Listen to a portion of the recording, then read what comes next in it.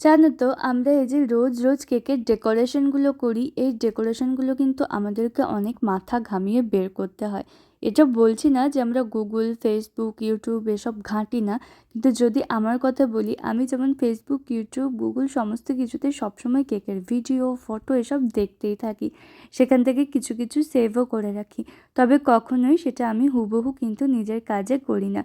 সেখান থেকে অনেকটা আইডিয়া নিয়ে কিছুটা নিজস্বতা রেখে আমি কাজটা করি।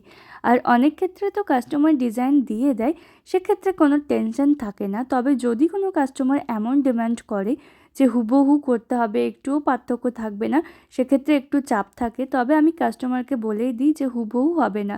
নিজেরই একটা কাজ যখন আমি আবার দ্বিতীয়বার করতে যাই, সেক্ষেত্রেই তো কিছু না কিছু পার্থক্য চলে আসে। সেক্ষেত্রে অন্যের কাজ করতে গেলে একটু তো আলাদা হবেই। তবে আমার ম্যাক্সিমাম কাস্টমারই আমাকে কিন্তু ডিজাইন দেয় না।